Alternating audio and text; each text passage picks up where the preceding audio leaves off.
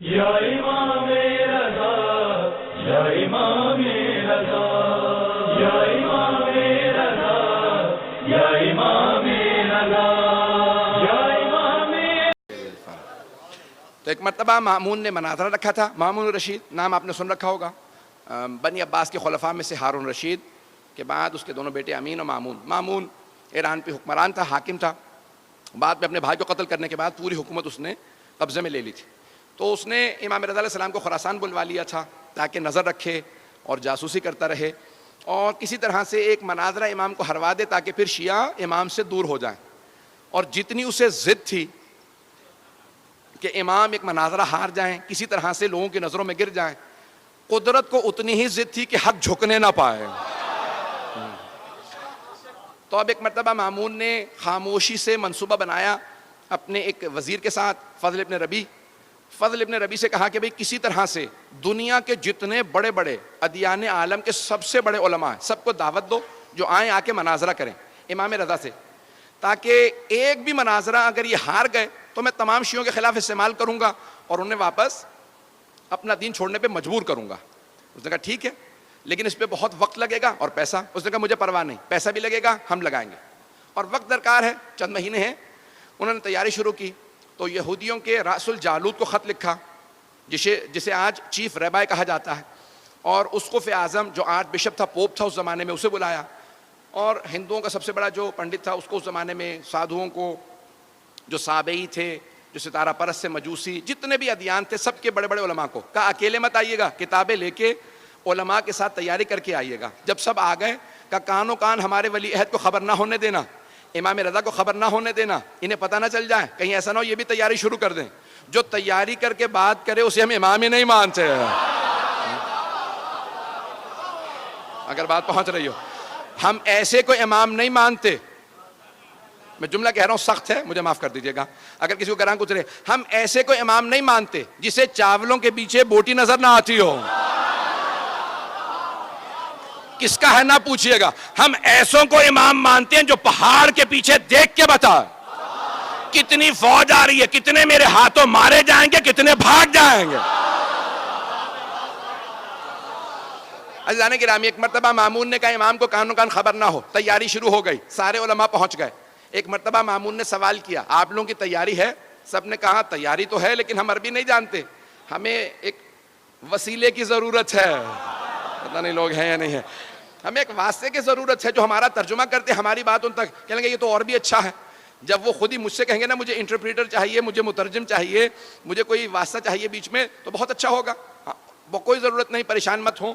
ابھی آپ لوگوں کی تیاری ہے؟ ہاں. سب علماء کو الگ الگ ایک گروہ میں سب کھڑے ہو گئے, کتابیں لے کے کھڑے تھے. سب کی تیاری ہے, کہاں جاؤ جا کے ہمارے ولی عہد کو بلا لاؤ. آیا وہ خادم جو امام کو بلانے کے لیے مامون کی طرف سے. جیسے ہی پہنچا تو امام اپنے حجرے میں عبادت کر رہے تھے. اچھا وہ خادم جو امام کی جاسوسی پہ لگایا گیا تھا نا کہ دیکھو یہ کیا کرتے ہیں, تو اس نے ہمیشہ دیکھا, واپس آنے کے بعد دل ہی دل میں وہ شیعہ ہو چکا تھا, تقیے میں چلا گیا تھا. تو اس سے پوچھا بھی کیا بات ہے, کیا دیکھتے ہو؟ کہ جب بھی جاتا ہوں نا جاسوسی کے لیے تو میں نے صرف 3 ہی حالتوں میں دیکھا, یا نماز سے ہوتے ہیں, یا روزہ رکھے ہوئے ہوتے ہیں, یا ذکر کر رہے ہوتے ہیں. لگتا کہا کہ اور کیا دیکھا, کہ جب یہ قرآن پڑھتے ہیں نا تو لگتا ہے قرآن آیا ہی ان کے لیے. جب نماز پڑھتے ہیں تو پتہ چلتا ہے نمازی صرف یہی ہے. روزہ خود گواہی دیتا ہے یہ روزے دار ہے, ذکر انہی کے لیے بنا ہے. تو ایک مرتبہ کہا جاؤ جا کے بلا لاؤ ہمارے ولی عہد کو. اچھا وہ بیچارہ ہو تو گیا تھا اندر سے امام کا ماننے والا, لیکن اب پریشان کہ کس طرح سے بلاؤں. تازہ تازہ جو آدمی آتا ہے نا اس کے لیے بھی مسئلہ ہوتا ہے کچھ. تو آیا اور آنے کے بعد کہا کہ مولا آپ کو مامون نے بلایا. امام نے اسے مسکرا کے دیکھا, کہا بلایا مجھے ہے, پریشان تو ہے. اس نے کہا مولا ایسی بات نہیں ہے, وہ وہاں مناظرے کے لیے تمام ادیان عالم کے سب سے بڑے بڑے علماء آ گئے. تو امام نے کہا کیا تجھے اپنے مولا کے علم پہ شک ہے؟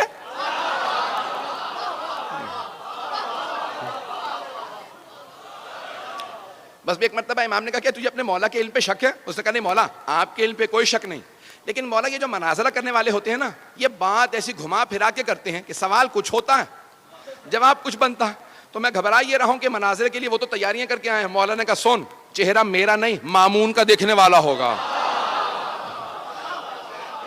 جب میں ہر عالم کو اسی کی زبان میں اسی کی کتاب سے جواب دوں گا تو چہرہ مامون کا دیکھنے والا ہوگا. بس بے وقت نہیں رہا, دو جلدی مجھے دلیلیں پیش کرنا ہے.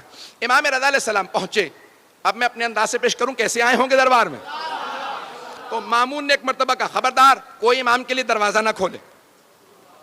وہ خود ولی عہد ہیں, کہ دروازہ وہ خود کھولیں گے. آپ کو پتا نا محلوں کے دروازے بہت بڑے بڑے ہوتے ہیں, کہ محل کے دروازوں کو وہ دھکیلیں, پردہ کوئی نہ ہٹائے. جبکہ سپاہی موجود تھے, کہ خبردار کوئی پردہ نہ ہٹائے. وہ خود چلتے ہوئے آئیں اور کوئی ان کی تعظیم میں کھڑا نہ ہو. جب وہ مجھ سے آ کے سلام کر کے اجازت مانگیں گے میں بتاؤں گا انہیں کہاں بیٹھنا ہے.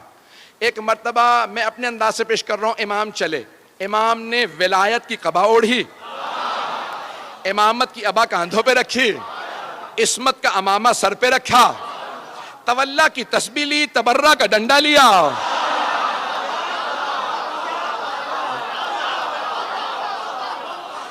ایک مرتبہ نالین زیب تن کی,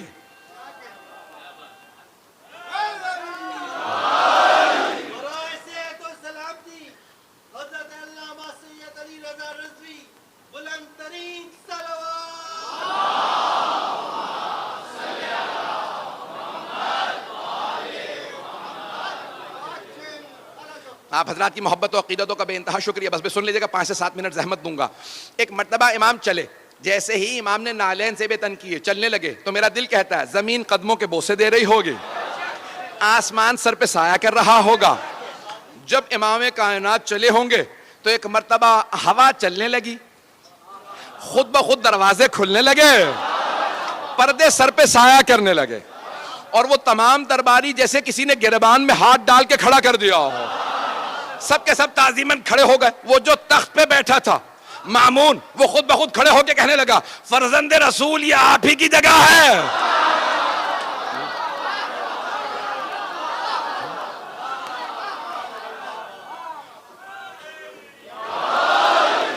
فرزند رسول یہ آپ ہی کی جگہ ہے, آپ تشریف لائیے. مولا نے کہا نہیں, میں تیرے تخت پہ نہیں بیٹھوں گا, تیرے تخت سے ظلم کی بو آتی ہے, میرے لیے ممبر لگوا دیا جائے, ہم وارث ممبر ہیں.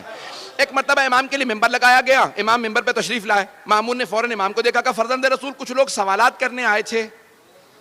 یہ نہیں کہ میں نے دعوت دے کے بلایا ہے سازش کے تحت, اور یہ سب بڑے بڑے دور سے پیسے لے کے آئے ہیں, کچھ نہیں کہا. کہ فرزند رسول کچھ لوگ سوالات کرنے آ گئے تھے, تو میں نے سوچا آپ ہی سے سوال پوچھ لے, میں کیا جواب دے پاؤں گا.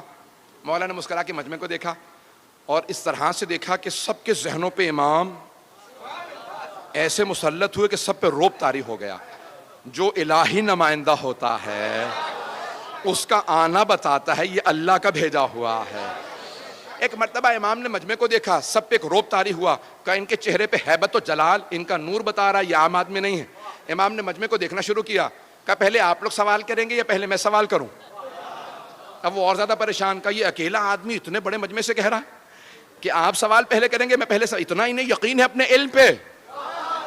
امام نے کہا آپ پہلے سوال کریں گے, پہلے میں سوال کروں گا. تو جو عیسائی آرچ بشپ تھا, جو ان کا پوپ تھا, جو سب سے بڑا ان کا پادری تھا, اس نے کہا ہم لوگ تو بہت زیادہ ہیں, آپ ہی کیوں نہیں ایک ایک سوال سب سے کر لیتے. امام نے کہا تو پھر میں آپ ہی سے شروع کرتا ہوں. پتہ نہیں لوگ ہیں یا نہیں, اسی نے دعوت دی تھی. امام نے کہا پھر میں آپ ہی سے شروع کرتا ہوں. کہا فرمائیے. امام نے کہا یہ بتاؤ حضرت عیسیٰ کو مانتے ہو؟ کہا ہاں. کہا کیا مانتے ہو؟ کہا ہم مانتے ہیں وہ ابن اللہ تھے. ابن اللہ یعنی اللہ کا بیٹا, سن آف گاڈ. وہ ہم مانتے ہیں کہ حضرت عیسیٰ اللہ کے بیٹے تھے. امام نے کہا میں بھی حضرت عیسیٰ کو مانتا ہوں. حضرت عیسیٰ اللہ کے نبی تھے, اللہ کے بندے تھے, بس نماز روزے میں چور تھے.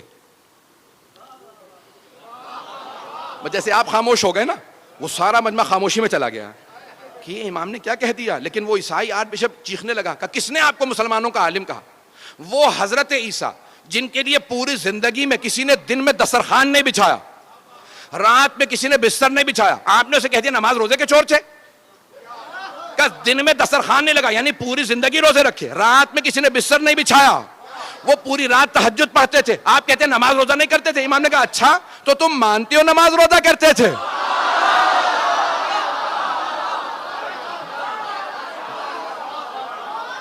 مناظر ایسے ہی ہوتا ہے. امام نے کہا اچھا تو مانتے ہو تم نماز روزہ کرتے تھے؟ کہا ہاں بے شک, جناب عیسیٰ نے پوری زندگی تہجد پڑھی, پوری زندگی نمازیں پڑھی, پوری زندگی روزے رکھے. امام نے کہا اچھا یہ بتا نماز روزہ کیا ہے؟ کہا نماز روزہ عبادت ہے. امام نے کہا پھر سن, جو عبادت کرتا ہے وہ عبد ہوتا ہے, ابن نہیں. جو عبادت کرتا ہے وہ بندہ ہوتا ہے, بیٹا نہیں.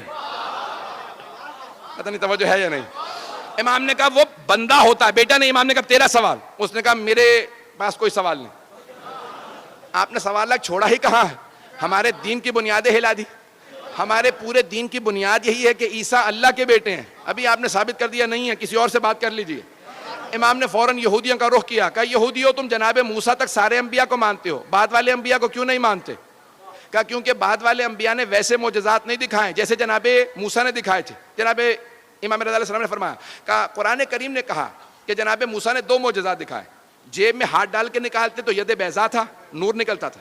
ہاتھ میں عصا ہوتا تھا, زمین پہ پھینکتے تو اژدہا میں تبدیل ہو جاتا. کہا 2 معجزات قرآن کریم نے بتائے, تم بتاؤ تم کتنے معجزات مانتے ہو؟ کہا یہی 2 معجزات ہم بھی مانتے ہیں. امام نے کہا اگر بعد والے انبیاء کا میں دکھاؤں, انہوں نے تو اس سے بڑے بڑے معجزات دکھائے. جناب عیسیٰ نے مردوں کو ٹھوکر مار کے کہا قم باذن ربک, مردہ زندہ کر دیا. ختمی مرتبت نے چاند کے 2 ٹکڑے کر دیے. کہا بعد والے انبیاء نے تو اور بڑے بڑے معجزات دکھائے, تم کیوں نہیں مانتے؟ کہا لیکن وہ بعد والے انبیاء کے معجزات ہم نے خود نہیں دیکھے اس لیے نہیں مانتے. امام نے کہا اچھا یہ بتا جناب موسیٰ کے معجزات تو نے خود دیکھے؟ نہیں لوگ ہیں یا نہیں؟ جناب موسیٰ کے معجزات تو نے خود دیکھے؟ کہ نہیں خود تو میں نے نہیں دیکھے, میں اس زمانے میں نہیں تھا 4000 سال پہلے, لیکن مستند کتابوں میں وہ معجزات آئے. امام نے کہا اچھا اور اگر میں مستند کتابوں سے جناب عیسیٰ اور جناب ختمی مرتبت کے معجزات ثابت کر دوں تو مان لے گا؟ کہ مان لوں گا لیکن آپ کے نزدیک مستند نہیں, ہمارے نزدیک مستند ہو. امام نے کہا اچھا یہ بتاؤ تمہارے نزدیک سب سے مستند کتاب کون سی ہے؟ کہا توریت. وہ جو یہودی راس الجالوت تھا نا, چیف رہبر, وہ ذرا دور کھڑا تھا. امام نے کہا تمہارے نزدیک سب سے مستند کتاب کون سی؟ اس نے کہا توریت. امام نے کہا ذرا مجمع کو بتانا میری توریت کی تلاوت کیسی ہے. توریت کھولو. اس نے توریت کھولی. امام نے کہا دائیں طرف کے صفحے سے میں پڑھنا شروع کرتا ہوں. نہیں ہے مجمع میرے ساتھ. امام نے بھائی اب نعرے کا وقت نہیں رہا, کسی چیز کا وقت نہیں رہا. امام نے ایک مرتبہ عبرانی زبان کے اندر, عبرانی ہیبرو زبان میں توریت کی تلاوت شروع کی. جیسے امام نے تلاوت شروع کی, اس نے آدھا صفحہ سنا, فوراً توریت کو بند کیا. کہا رک جائیے, آپ وہاں ممبر پہ بیٹھے ہیں, میں یہاں کھڑا ہوں, یہ آپ کو پتا کیسے چلا میں نے صفحہ کون سا کھولا؟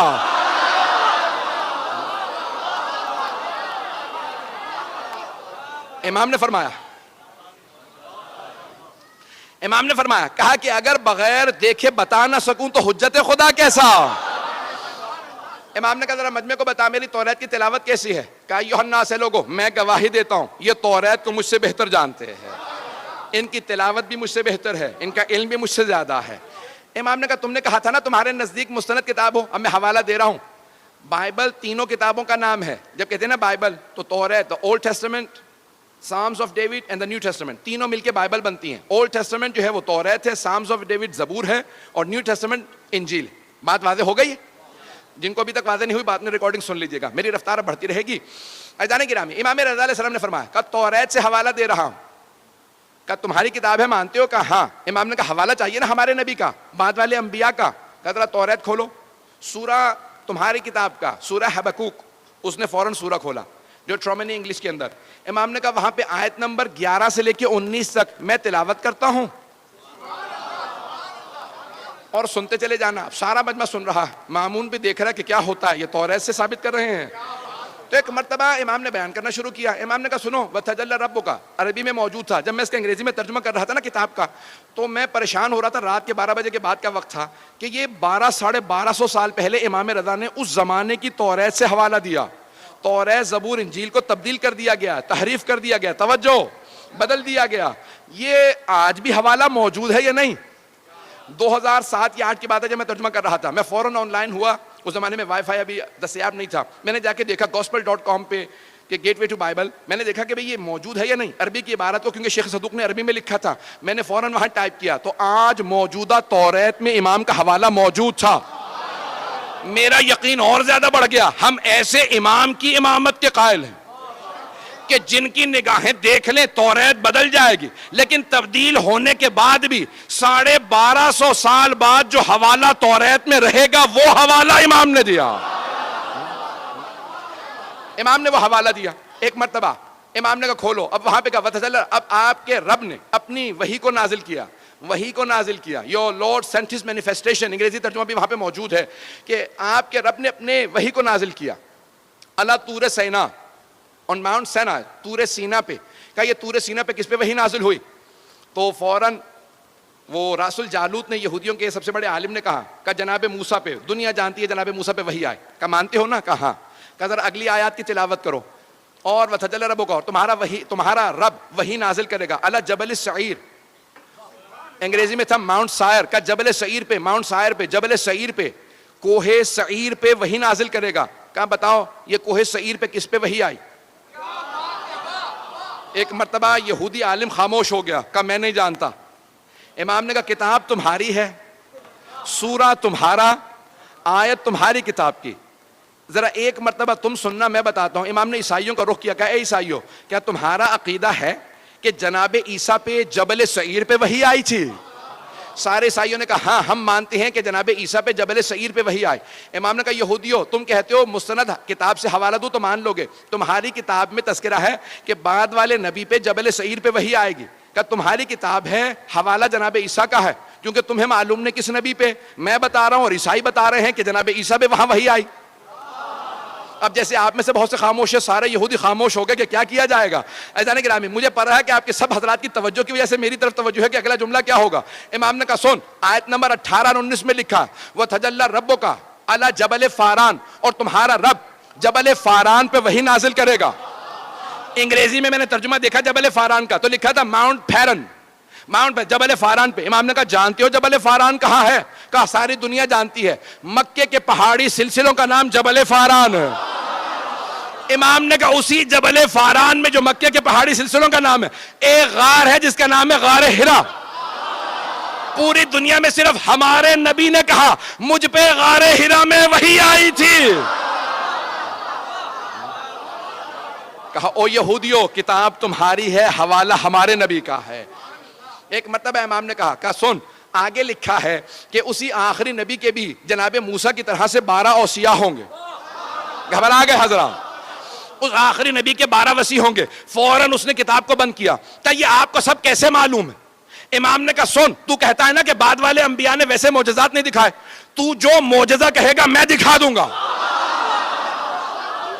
اس نے پلٹ کے کہا مجھے پورا یقین ہے آپ معجزہ دکھا سکتے ہیں, لیکن میں جاننا چاہتا ہوں کیسے. جب آپ ہماری کتاب کو ایسے جانتے ہیں, مجھے پورا یقین ہے اگر آپ کہیں گے تو آپ معجزہ دکھا دیں گے. امام نے کہا سن, وہ جو وہاں لکھا ہے نا آخری نبی کے 12 وصی ہوں گے, ان میں سے 8واں میں ہوں.